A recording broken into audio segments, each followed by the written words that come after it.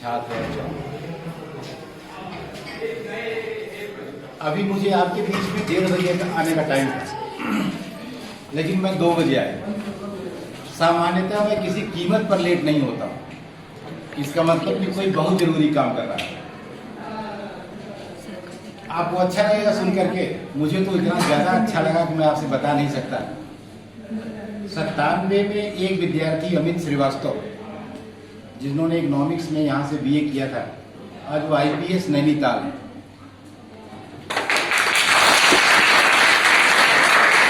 और मैं कुछ ज़्यादा मैं पढ़ा रहा था देर तक, तो 40 मिनट से विभाग बैठ के इंतजार कर रहे थे कि सर आएंगे तो मिल करके ही जाएंगे। उसी समय आपकी मैडम ने फोन किया, मुझे लगा कि मैं ज़्यादा खुशी पा रहा हूँ, इसको छोड़ना ठीक नहीं है, इसलिए मैं आपकी इस कार्यक्रम में 1:30 बजे नहीं आया, 2 बजे आया। 2 विद्यार्थी उनके साथ थे, एक अमित श्रीवास्तव और एक दूसरे भी श्रीवास्तव ही हैं, पवन श्रीवास्तव के छोटे थे। तो एक सचिवालय में लखनऊ में है और एक उत्तराखंड में है आईपीएस। तो अभी जब आप कहते हैं कि मैं आईपीएस बनूंगा या आईएएस बनूंगा, तो आपको नहीं पता होता कि आपको क्या मिलेगा, ये तो मैं नहीं जानता, लेकिन आपके कहने से आपके अध्यापक को क्या मिलता है आप कल्पना ही नहीं कर सकते। ठीक है, उसे जीवन में उससे अधिक कभी खुशी नहीं होती जब वो ये सुनता है उसका विद्यार्थी आज कुछ हो गया। तो किसी अध्यापक की पूंजी तो ईमानदारी से आप ही हैं, और वह सारी अपेक्षा सारी उम्मीद आपसे लगाए रखता है।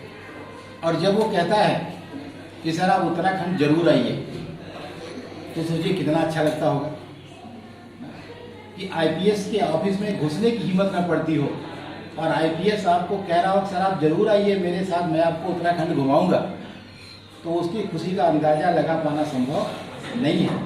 और वह मुझसे यहाँ मिलने किसी स्वार्थ से नहीं आया, क्योंकि अध्यापक के पास उसके पास होता ही क्या है देने के लिए कि वो कुछ देगा।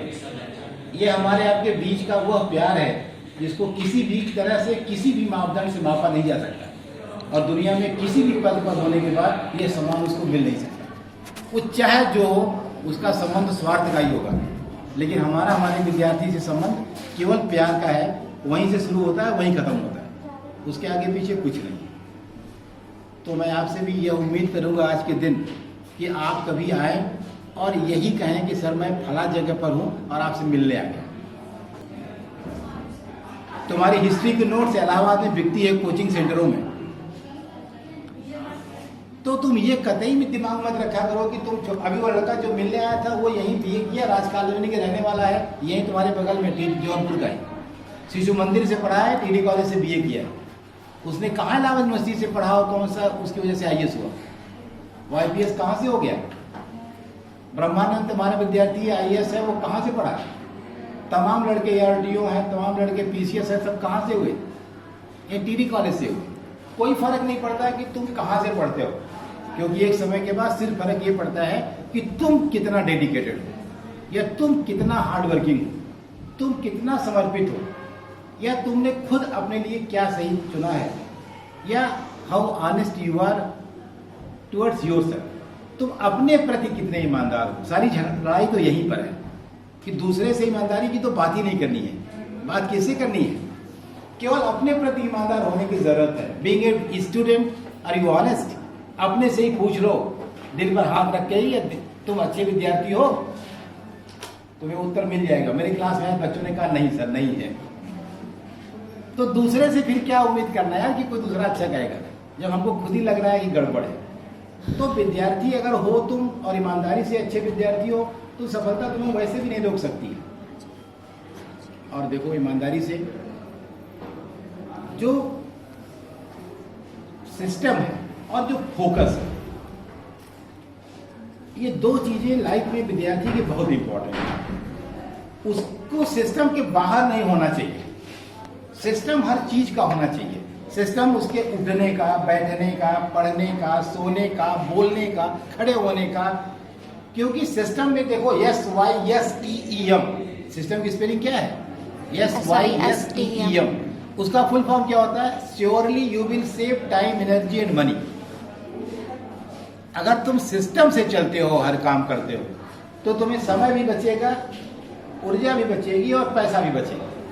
और अगर तुम बिल्कुल बिना सिस्टम के हो, जब जो मन में आए वो करते हो, तो तुम सब नुकसान करोगे। तो सिस्टम में रहो और फोकस करो। फोकस का मतलब होता है follow one course until success.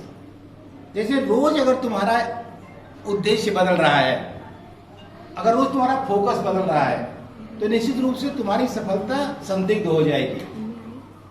और ये भी इंपॉर्टेंट है कि सफलता को तुम्हें अच्छे से जानना पड़ेगा कि तुम सही में क्या चाहते हो। सबसे बड़ा प्रश्न ये नहीं है कि तुम क्या बनना चाहते हो, उससे बड़ा प्रश्न यह है कि क्या तुम सही सही जानते हो कि तुम्हें क्या चाहिए। और तुम्हें क्या चाहिए यह तय करने के लिए ये बहुत यक्ष प्रश्न है, क्योंकि क्या चाहिए यह जानने के लिए क्या चाहिए को तय करने की जरूरत है। और उसके लिए बहुत बहुत विवेकपूर्ण सोच की जरूरत है, बहुत सारे होमवर्क की जरूरत है, बहुत सारे आगे पीछे विचार की जरूरत है। आंख बंद करके नहीं तय कर सकते कि मुझे आईएएस बनना है। आईएएस बनने के लिए मुझे सोच करके तय करना पड़ेगा कि क्या उतने रिसोर्सेज मेरे पास हैं, टाइम मेरे पास उतना है, उतना हमारे पास पैसा है, उतना मेरे पास पेशेंस है, क्या घर वाले वेट कर पाएंगे इतने दिन तक अगर हम नहीं हुए, इन केस नहीं हुए तो फिर हम क्या करेंगे। ये सब कुछ जब सोच कर आप तय करेंगे तब आप उसको ईमानदारी से फॉलो कर पाएंगे।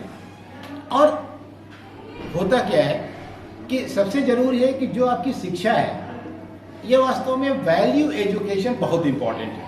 देखो कुछ शब्द तुम्हें पता होने चाहिए, जैसे डाटा क्या होता है। डाटा का मतलब फैक्ट्स हैं, सिर्फ और सिर्फ तथ्य आप जान गए तो वो डेटा है। जैसे भारत की जनसंख्या मान लीजिए 125 करोड़ है, ये डाटा है, इसका कोई मतलब नहीं।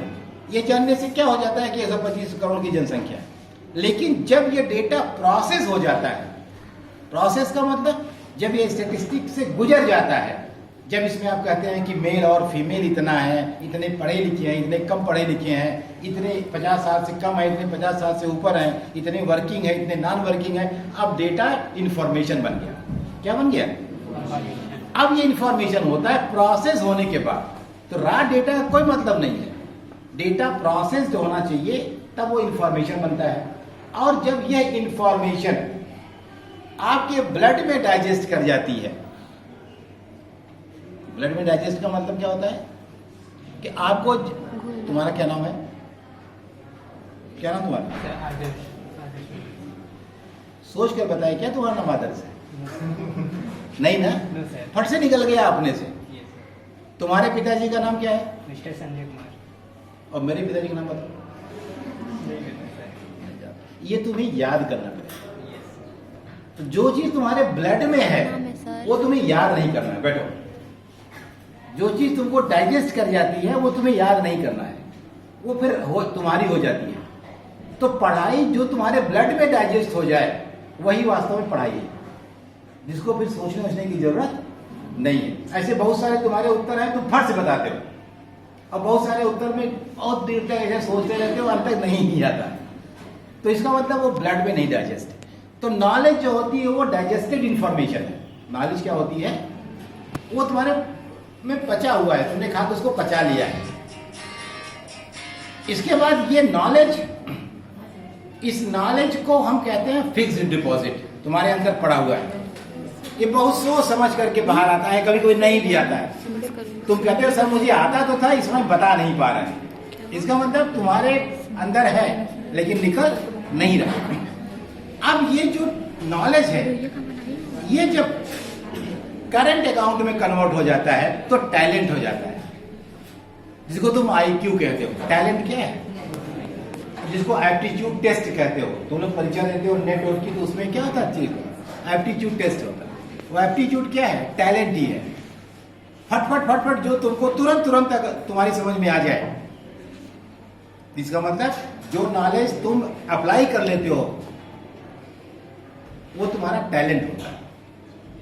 लेकिन अब ये टैलेंट, तो बहुत टैलेंटेड हो, बहुत बढ़िया ताला खोलते हो, तो एटीएम तोड़ रहे हो,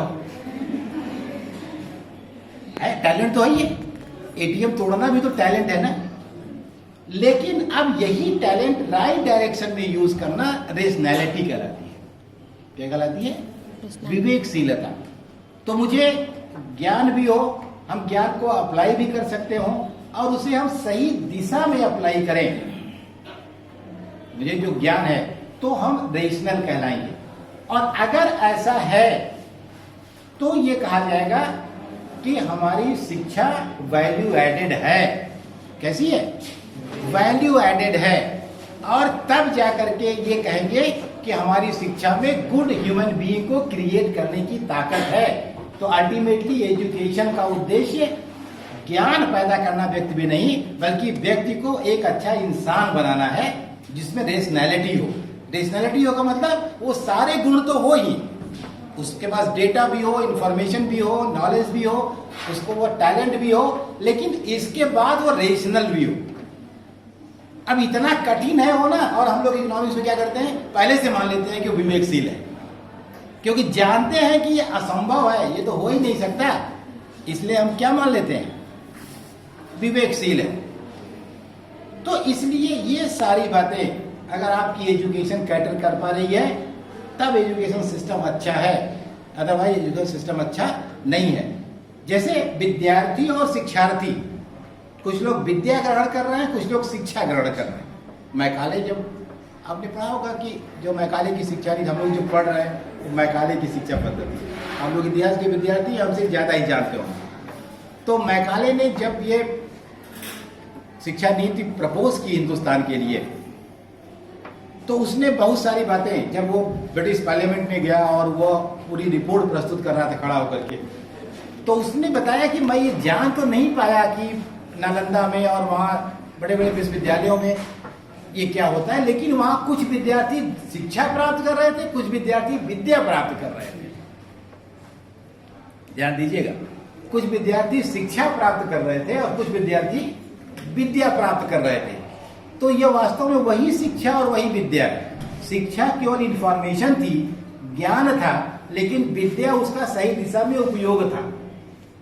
यानी आपको गुड ह्यूमन बीइंग भी वही बनाया जा रहा था। बहुत अच्छा पढ़ करके आप आईएएस हो गए, ये अलग मुद्दा है, लेकिन आईएएस हो करके आप एक अच्छे इंसान भी हैं, आप बिल्कुल ईमानदार हैं, आप राष्ट्रभक्त हैं, आप समाज की सेवा में दिन रात लगे रहते हैं, आप चोरी बेईमानी बिल्कुल नहीं करते हैं, तब आप एक गुड ह्यूमन बीइंग हैं। Then you will be an asset for the society. अगर आप आईएएस हो करके और आपको मिलता है कि हिंदुस्तान का सबसे करप्ट आईएएस फर्स्ट नंबर 1 पर आप हो जाते हैं, तब कैसा है फिर? इसका मतलब कि आपकी फिर शिक्षा ठीक नहीं है। शिक्षा आपको वही मिलनी चाहिए जो आपको ज्ञान के साथ साथ आपको अच्छा इंसान भी बनाए। इसीलिए अब हम वैल्यू एजुकेशन की बात करते हैं। इकोनॉमिक्स बहुत अच्छा जानना उतना जरूरी नहीं है जितना जरूरी आपको एक अच्छा इंसान होना, या इकोनॉमिक्स की ज्ञान का समाज में सही तरीके से लागू करना, या उसे पालन करना, या उसको मानना। तो ये जो सिस्टम है, ये अगर सिस्टम बिल्कुल ठीक है, और ये सब तब काम करता है जब आप इंडिविजुअल लेवल पर बिल्कुल एकदम ही परफेक्ट होते हैं। वैसे देखिए, परफेक्शनिस्ट तो कभी होने का प्रयास नहीं करना चाहिए। ये मेरा मानना है कि यह आपकी प्रगति को रोक देता है। जैसे आप सोचते हैं कि अब हमेशा भाषण दें, कोई गलती न करें, तो 99% लोग तो भाषण देने जाएंगे ही नहीं, पक्का। इसलिए कभी भी यह मत कोशिश करिए कि सबसे अच्छा करिए, हमेशा कोशिश करिए सिर्फ करिए, अच्छा बुरा पर फोकस ही मत करिए, वो छोड़ दीजिए। क्योंकि आप उस तमाम अच्छे लोगों से बहुत अच्छे हैं जो लोग खड़े ही नहीं हुए। जैसे आपसे कहा कि चलो भाषण दो, तो 100 लड़के बैठे हैं, 90 लोग नहीं उठे, 10 लोग उठे जिसमें 5 लोग नहीं बोल पाए, 5 लोगों में 4 लोग कुछ बोल पाए, 1 लोग बहुत बढ़िया बोले। इसके बाद भी वो 10 जो यहां तक आए थे वो 90 लोगों से तो अच्छे हैं ना, कम से कम भाई। तो आप सिर्फ काम शुरू कर दीजिए, उसे अच्छे बुरे पर फोकस मत करिए, तो काम पूरा होगा। और जब आप अच्छा और सबसे अच्छा करना चाहेंगे तब निश्चित है कि आप कभी जीवन में शुरू नहीं करेंगे। इसलिए शुरू करिए और तब तक करते रहिए जब तक कि वो खत्म न हो जाए, अपने आप सफल हो जाएंगे। सफल होने के लिए कोई सिद्धांत काम नहीं करता है। तो इसलिए, और उसके लिए जरूरी क्या है, सबसे जरूरी होता है आपके साथ पी फैक्टर। पी फैक्टर क्या होता है ये भी आज आप जान लीजिए। देखिए 8 पी आपके जीवन में है, अगर आपने उन सबको साध लिया तो आपका जीवन अपने आप सध जाएगा। सबसे पहला पी को कहते हैं पीसफुल माइंड। पहले पी को क्या कहते हैं? Peaceful mind. हमेशा बहुत कूल एंड काम रहते हो, बहुत शांत, दिमाग आपका एकदम खाली रहता है। ज्यादा भला किस लिए रहता है? किसी काम से नहीं रहता, वो दूसरे की बुराई बतियाने भरा रहता है। उसको आप खाली रखें तो बहुत सुखी रहेंगे। अगर माइंड आपका पीसफुल है, एकदम आप शांत हैं, तो आप हमेशा और हमेशा सबके बारे में पॉजिटिव अप्रोच ही रखें। आपका हमेशा दृष्टिकोण कैसा होगा? सकारात्मक होगा। जैसे दो लोग आपस में बात कर रहे हैं और आप जैसे ही पहुंचते हैं वो चुप हो गए, तो आप कहते हैं हो ना हो मेरी ही बुराई हो गया। ऐसा भी तो आप सोच सकते हैं कि कोई बहुत विशेष बात कर रहे हो कि मेरे सामने करना ठीक नहीं है। तो जब आप ये सोचने लगेंगे, यानी अच्छा सोचने लगेंगे, तो समझिए कि आपका जीवन अब आसान होना शुरू हो गया। और अगर आपने सोच लिया कि मेरे बारे में बात कर रहे होंगे तब दिन भर आपको मसाला मिल गया परेशान होने का, पता नहीं क्या बतिया रहे हैं, हो ना हो वही वाली बात कर रहे होंगे जो हम कल कहे थे। तो आप पूरा इतिहास भूगोल बना लेंगे बिना मतलब का जाने को, और शायद आप चल जाएगा विषय भी नहीं थे वहां, बिना मतलब का आपने आपको इशू बना लिए। तो पॉजिटिव अप्रोच रखना चाहिए, ठीक है। अगर पॉजिटिव अप्रोच आपका है, आप सकारात्मक सोचते हैं, आपका दिमाग शांत है, तो सबसे बड़ी बात जो होगी वो होगी कि आप में पेशेंस बहुत हो। पेशेंस का, इसीलिए मरीज को क्या कहते हैं? पेशेंट। पेशेंट क्यों कहते हैं? अभी आपसे हमको, अगर आप हमसे मिलने हैं और आपसे कहें 10 मिनट बैठ के आ रहे हैं, 10 मिनट में आप 13 बार चिल्लाएंगे सर सर सर, और डॉक्टर के यहाँ जाते हैं, कहता बैठे रहो दिन भर, अभी शाम को आएंगे, तब बैठना पड़ता है। एकदम शांत हो गए आप, दिन भर बैठे रहते हैं। यानी सबसे अधिक धैर्य कहाँ रहता है आपको? अस्पताल में। इसलिए उसे पेशेंट कहा जाता है कि मरीज है और चाहे जो करे, आपको यहाँ चीर दे, यहाँ चीर दे, पेट फाड़ दे, कान फाड़ दे, नाक फाड़ दे, आप गुस्सा नहीं होते? कि गुस्सा होते हैं? नहीं सर। और अभी दूसरा आदमी गलती से आपको अगर छू गया तब उसकी जान ले लेंगे आप। तो वह पेशेंस जो आप वहां दिखाते हैं अस्पताल में, वो आपके सामान्य जीवन में भी होना चाहिए। और अगर आपके पास पेशेंस इतना ज्यादा है, तो फिर इतना पेशेंस होने के बाद तब तो फिर पावर और पोजीशन कोई रोक ही नहीं सकता ना भाई। अगर इतना धैर्य है आपके अंदर, तो आपको पोजीशन भी मिल जाएगी और पावर भी मिल जाएगी। और पावर और पोजीशन अगर मिल गई, तो जो आपने कहा कि पैसा बहुत जरूरी है भाई, देखिए मैं इकोनॉमिक्स का विद्यार्थी हूँ, पैसे को जल्दी छोड़ता होता नहीं हूँ, और न मैं यही मानता हूँ कि पैसा कुछ नहीं है, ये फालतू की बात है। जब नहीं रहता है समझ में आ जाता है पैसा कितना महत्वपूर्ण है। इसलिए हम व्यवहारिक बात करते हैं, पैसा सब कुछ नहीं है, लेकिन ये जरूर है कि पैसा बहुत कुछ है, इसे नकारा नहीं जा सकता है। और कुछ भी आप जो कुछ भी दया, नैतिकता, ईमानदारी, कर्तव्य निष्ठा, परोपकार, दया, करुणा, ममता, त्याग, तपस्या, प्यार, स्नेह, सौहार्द, सामाजिकता, सामुदायिकता, जितना भी वास्तविक मूल्य है जिनको आप किताबों में पढ़ते हैं, बड़ा खुश होते हैं, आए तो बड़े अच्छे शब्द है, इन सब का मतलब भी तभी जब जेब में पैसा हो, नहीं तो ये सब फालतू है, इनसे पेट भरना नहीं है। अच्छा तो बताओ, मान लो सड़क पर भी किसी का एक्सीडेंट हो जाए और तुम भी वहां पहुंचो, मैं भी पहुंचू, दोनों एक साथ पहुंचे, और मैं बहुत ही ज्यादा पैसा वाला आदमी हूँ, बहुत ज्यादा न मैं बहुत ज्यादा सेवा करता हूँ, न कुछ करता हूँ, न मेरा बहुत आध्यात्मिक विश्वास है, और तुम बहुत बड़ी भक्त हो, तुम दिन रात पूजा करते हो, केवल ईश्वर के ध्यान में लगे रहते हो, बहुत सामाजिक हो, नैतिक हो, और दोनों साथ पहुंचे, तुम देखे तुम तो बेहोश हो गए, लगे रोने पीटने चिल्लाने लगे, और वहीं बैठे हो लगातार रो रहे हो उसको देख करके। मैं पहुंचा, मुझे इसको चोट लगी है, मैंने उसको उठाया, गाड़ी में भरा, ले जाकर अस्पताल भर्ती करके चला गया घर अपने। दोनों में कौन ज्यादा अच्छा है? आप। जो वहां चिल्ला पटक रहा है वो अच्छा है कि जो भर के चला गया वो अच्छा है? हाँ, तो इसलिए चला गया, उसकी जेब में 2-4 हजार था, ले जाकर भर्ती कर दिया, और तुम इसलिए चिल्ला रहे हो, बस चवन्नी नहीं है, केवल चिल्लाने भर का ही है। तो ये सारे सामाजिक वास्तविक मूल्यों की व्यवहारिक उपादेयता तभी है जब आपके पास पैसा हो। इसीलिए पुरुषार्थों में भी धर्म, अर्थ, काम और मोक्ष में ऐसा नहीं कि अर्थ चौथे पर आ गया है, अर्थ दूसरे पर ही है, धर्म के बाद ही। हाँ, इसलिए कि केवल अर्थ को पहले कर देंगे तो अराजकता फैल जाएगी, समाज में गंदगी ज्यादा हो जाएगी।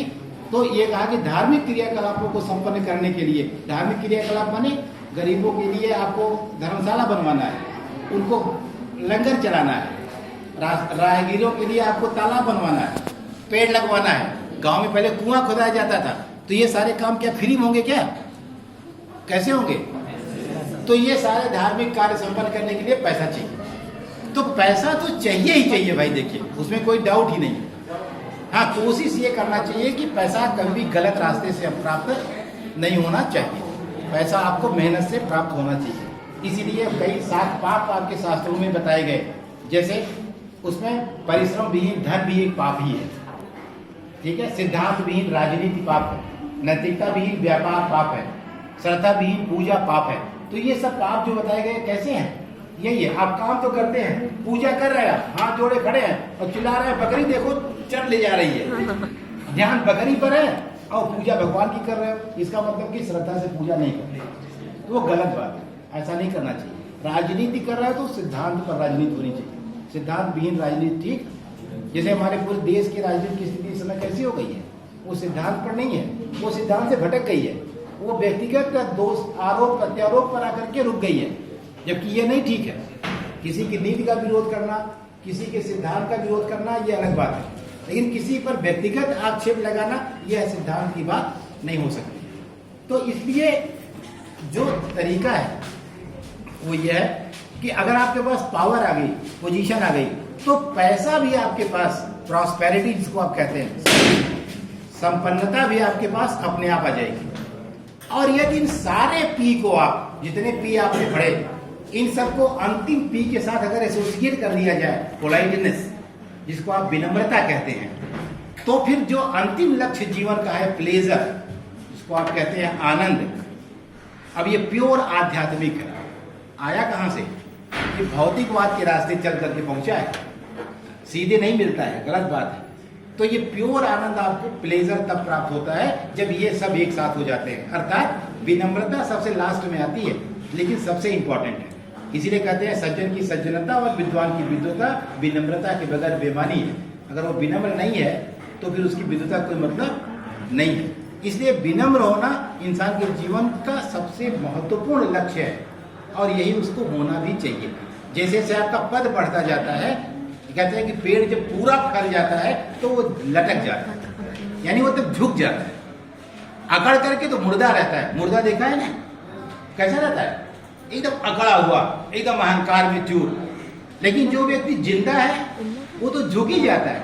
तो झुक जाना, माफ कर देना। कहते हैं कि दुनिया में कोई समस्या नहीं, दो ही समस्या हो सकती है, या तो आप किसी से नाराज होंगे या कोई आपसे नाराज होगा, बस दो ही बात तो होगी ना, तीसरा भी कुछ हो सकता है। इसका मतलब दुनिया की सारी समस्या की जड़ क्या है? केवल दो समस्या, कोई आपसे नाराज है या आप किसी से नाराज हैं। इन दोनों का समाधान किसके पास है? मजे की बात है मेरे ही पास है। जैसे मान लो मुझसे ये लड़का नाराज है तो ठीक है, मैं इससे माफी मांग लेता हूँ, बात खत्म हो गई। अब मान लो मैं इससे नाराज हूं तो मैं इसको माफ कर देता हूं, चलो बात खत्म हो गई। तो सारी समस्या का हल किसके पास है? तुम्हारे पास है। सिर्फ तुम्हें अहंकार छोड़ना है। तुम्हारा कोई दुश्मन ही नहीं है। दुश्मन तो आप अहंकार में पाते हैं। अच्छा मैं क्यों करने जाऊं, बस वो गड़बड़ा गया मामला, यही तो गड़बड़ हो गया। तो आपका चाहे जिस रूप में झगड़ा हो, चाहे आपका भाई से झगड़ा हो, चाहे पड़ोसी से झगड़ा हो, चाहे पति से झगड़ा हो, पत्नी से झगड़ा हो, माँ बाप से झगड़ा हो, किसी से कोई झगड़ा क्या यार, जिससे भी है आज शाम को तुम आज प्रयोग ही कर लो। जिससे झगड़ा हो आज शाम के जाके कहते भैया माफ करो, हमसे गलती हो गई और हम तुमसे न नाराज है ना तो हमसे नाराज हो। देखो सारी समस्या खत्म हो जाएगी। हम इतना ही करने में जीवन लगा देते हैं और मुकदमा सालों में ही लड़ते हैं कचहरी में जाकर। और अगर 2-3 साल 4 साल के बाद तुम सोचो कि यार उससे क्यों नाराज है, तो शायद ये भी नहीं पता चल पाए क्यों नाराज है। लेकिन झगड़ा कितने दिन से चल रहा है? कितने दिनों से चल रहा है? 3 साल से चल रहा है। तो एकदम गलत बात है ना। तो हमेशा इंसान को कोशिश ये करना चाहिए कि एक अच्छे इंसान की तरह वो समाज में कुछ देने वाला बने, उससे लेने का प्रयास नहीं करना चाहिए। साउथ का एक बड़ा मशहूर कवि है तिरुवल्लुवर, वो कहता है कि ये महत्वपूर्ण नहीं है कि समाज ने आपको क्या क्या दिया, महत्वपूर्ण यह है कि आपने समाज को क्या किया। हमेशा आप यही कहते हैं माँ से, बाप से, भाई से, अरे आपने हमको क्या किया, क्या किया, सबसे कहते हो क्या किया। अरे कभी सोचो तुमने भी कुछ किया है किसी को, समस्या ही खत्म हो जाएगी। तो हम इस पर नहीं फोकस करते कि मैंने क्या किया या मुझे क्या करना चाहिए। हम फोकस कहाँ करते हैं कि लोगों ने मेरे लिए क्या किया। अरे गलत फोकस ही है आपका ना, इसलिए आप दुखी हैं। जिस दिन आप करने पर उतारू हो जाएंगे उस दिन आपकी सारी समस्या क्या हो जाएगी। इसलिए कहते हैं कि देने पर उतारू हो जाओ तो सबको मिल जाता है। जैसे मैं सोचूं चलो इसको 100 रुपया दे देता हूँ, ये सोचे बगल वाले को दे देता हूँ, ये सोचे बगल वाले को, तो सारे लोग 100 रुपया पा जाएंगे। अब सब लोग बैठे रहे, कोई मुझे 100 रुपया देता, तब क्या होगा? कोई नहीं पाएगा, सीधी सी बात। तो देने का भाव इंपॉर्टेंट है, लेने का भाव इंपॉर्टेंट नहीं है। और हमेशा आपको चाहिए भी कि ऐसे कोई देता है ऊपर से और जो लेता है वो कैसे लेता है, नीचे से। तो आपका हाथ ऊपर रहना चाहिए ना यार, हमेशा ऐसा नहीं कि देने वाला बनना चाहिए, लेने के चक्कर में नहीं पड़ना चाहिए। तो यदि ऐसा रहेगा तो आप अपने आप बहुत सारी समस्याओं से मुक्त हो जाएंगे। ठीक है, इसलिए बहुत सारी बातें हैं, आप हर बार सुनते हैं। इसी के साथ आपको ढेर सारी शुभकामनाएं। खूब प्रसन्न रहिए, खूब पढ़िए, खूब पढ़िए। और ये संदेह ही नहीं है कि आप जो चाहेंगे नहीं बनेंगे। बस सिर्फ जिस मुस्तैदी से, जिस विल पावर से, जिस आत्मविश्वास से, जिस दृढ़ शक्ति से आपने तय किया, उतने ही दृढ़ शक्ति से तब तक लगे रहिए जब तक आपको मिल न जाए। कहते हैं कि कब तक मेहनत करें, उसका जवाब सिर्फ ये जब तक मिल न जाए। और उसका कोई समय निर्धारित नहीं होता है। आप तो इतिहास के विद्यार्थी हैं, 17 बार लोग आक्रमण करके सफल होते हैं। इसका मतलब कि चाहे इतनी बार असफल हो, असफलता आपको निराश नहीं करती, बल्कि असफलता आपको वह कारण बता जाती है जिसके कारण आप सफल नहीं होते। सवाल है कि आप उसको लेते कैसे हैं। हर असफलता में अगर आप अच्छाई ढूंढेंगे तो कुछ आपको मिल जाएगा। कहते हैं कि जो सफल व्यक्ति हैं उनसे दोस्ती जितनी महत्वपूर्ण है उतनी ही दोस्ती महत्वपूर्ण है असफल व्यक्तियों से। असफल व्यक्ति आपको ज्यादा अच्छा बता सकता है कि कहां कहां तुम असफल हो जाओगे, बजाय इसके कि जो सफल है। तो दोनों आपके लिए इंपॉर्टेंट है, जो सफल है वो भी और जो असफल है वो भी। इसी के साथ जय हिंद, जय भारत।